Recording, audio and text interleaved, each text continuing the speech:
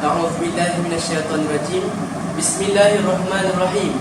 Assalamualaikum warahmatullahi wabarakatuh. Kepada semua penonton, selamat sejahtera dan salam Malaysia Madani. Terbang tempua mencari kilidi hingga rendah di pohon nona. Pemanasan global menjadi-jadi, isu hangat menghiasi wacana.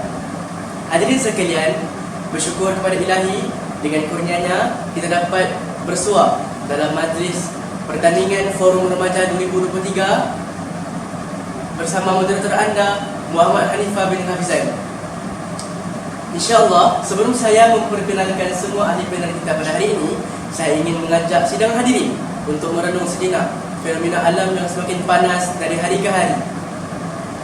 Pertubuhan Kesihatan Sedunia telah mengesahkan bahawa dunia sedang menuju ke arah peningkatan suhu yang semakin dahsyat, dengan tahun 2020 direkodkan sebagai tahun terpanas mengatasi tahun 2016. Menurut Setiausaha Agungnya, Antonio Guterres berkata, perubahan iklim tanpa henti ternyata mengorbankan banyak nyawa.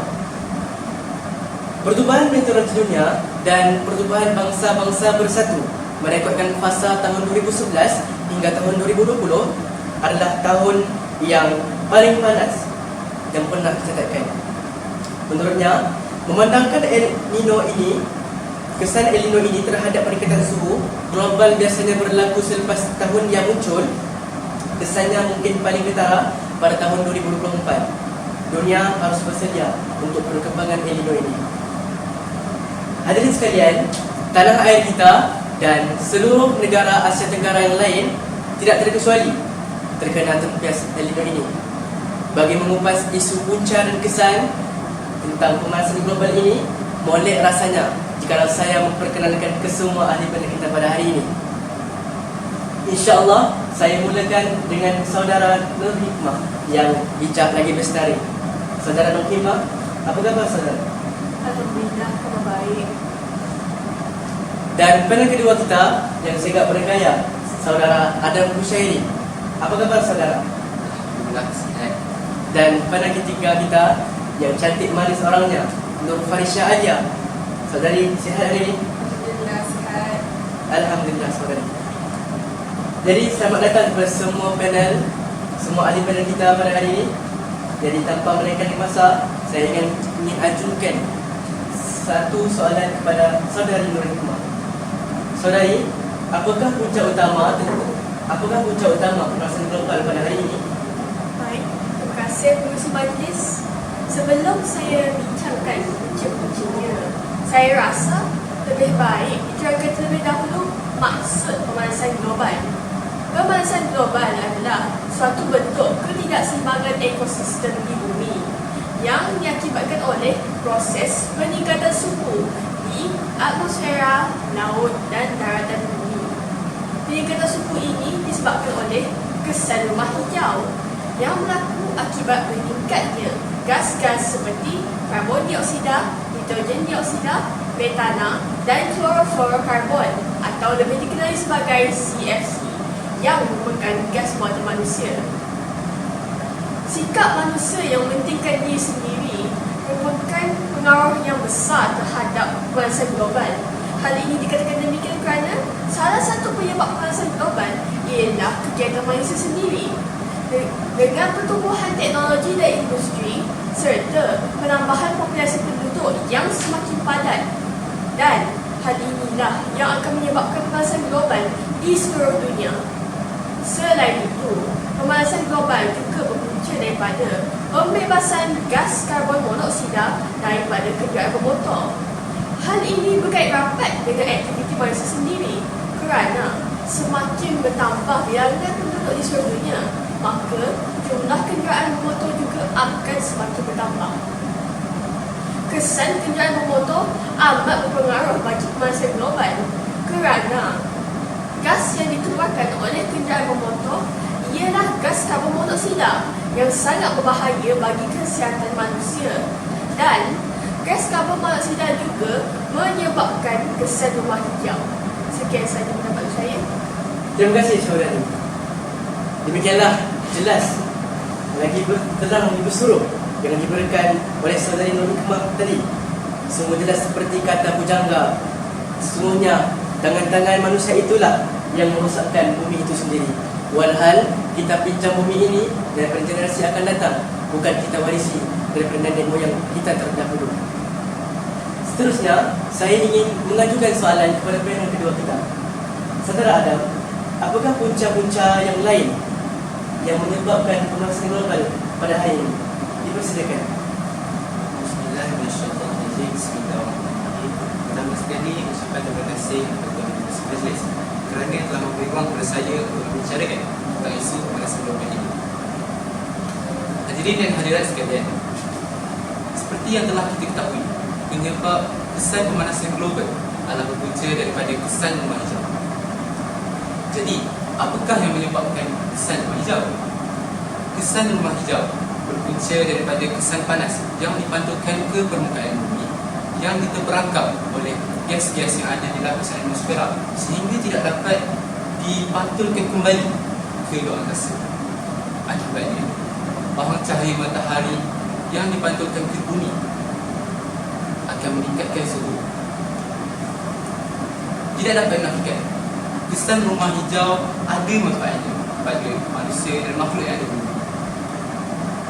Tetapi itu berlaku sekiranya kesan rumah hijau terjadi secara semula jadi. Lain pula halnya sekiranya manusia sendiri yang menjadi penyumbang pada kesan rumah hijau. Sebagai contoh, manusia sendiri yang membuat pembakaran terbuka dan pengembangan pokok menjadi faktor utama kepada kesan rumah hijau. Saya rasa itu sahaja bersama. Baik, terima kasih saudara. Jelaslah pemanasan global ini punca utamanya adalah kesan daripada aktiviti manusia yang tidak terkawal dan tidak bermuaran itu sendiri. Hadirin sekalian, setelah kita menelusuri dan mengenal pasti tentang isu punca yang menyebabkan pemanasan global pada hari ini, alangkah baiknya kalau kita melangkah lebih jauh untuk melihat apakah kesan-kesan yang akan dialami oleh penduduk bumi sekiranya pemanasan global ini berterusan. Jadi, saudara Nur Farisha Alia, bolehkah saudari Nur Farisha Alia mengupas tentang isu kesan-kesan pemanasan global ini? Dipersilakan. Terima kasih kepada saudara pengurusi majlis. Pemanasan global juga memberi kesan kepada kehidupan makhluk seluruh dunia. Perubahan cuaca dan iklim merupakan salah satu kesan adanya pemanasan global kerana peningkatan suhu udara di permukaan bumi dapat mengubah suhu dan cuaca di berbagai tempat di seluruh dunia. Jadi antara kesan perubahan iklim ini, air tanah akan lebih cepat menguap, angin di permukaan udara akan bertiup dengan kencang. Jadi perkara ini seringnya terjadi badai yang menyebabkan gunung-gunung ais di bahagian kutub lebih mudah untuk mencair dan pola cuaca susah untuk dijangkakan. Kawasan-kawasan di bawah tanah, kawasan-kawasan di bawah paras laut diramal akan tenggelam, antaranya Kelang Selangor, Miri Sarawak dan Pekan Pahang. Selain itu, pemanasan global juga menyebabkan hasil pertanian dan banyak petani yang bergantung kepada musim dan cuaca, terutamanya petani di negara kita dan di negara ASEAN yang lain. Iklim di kawasan Asia Tenggara yang panas dan hujan sepanjang tahun membantu faktor pertanian mereka. Namun, jika panas berterusan menyebabkan berlakunya El Nino, jadi hasil tanaman tidak dapat dituai dengan baik. Jadi itu sahaja dari saya. Terima kasih. Terima kasih saudari Nur Farisha Alia atas penjelasan sebentar tadi. Seperti yang kita tahu, dunia tidak lari daripada pemanasan global pada hari ini. Jadi, satu langkah perlu diambil untuk mengatasi isu yang serius ini.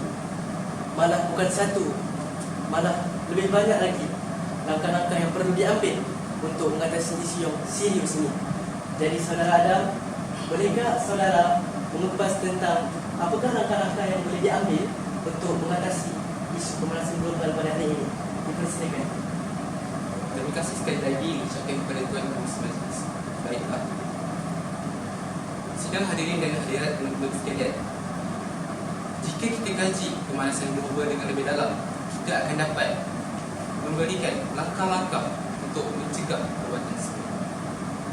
Antara cara-cara atau langkah yang boleh kita lakukan adalah dengan mengurangkan penggunaan kenderaan bermotor dan menggantikan mereka dengan alat kenderaan yang lebih sihat seperti berbasikal ataupun berjalan kaki. Secara tidak langsung, kita dapat mengurangkan pembebasan gas karbon dioksida ke ruang udara. Selain daripada itu, kita juga boleh melestarikan hutan. Hal ini demikian kerana pasca kemerdekaan, pembakaran dan pembalakan hutan secara haram menjadi norma bersama kita. Aktiviti-aktiviti yang tidak sepatutnya dilakukan ini telah dijalankan oleh orang-orang yang tidak bertanggungjawab. Justru itu, masyarakat dan pihak pemerintah haruslah berganding bahu dan bekerjasama dalam membantu aktiviti ini, seterusnya berusaha untuk melestarikan hutan agar dapat memberi impak positif kepada makhluk yang ada.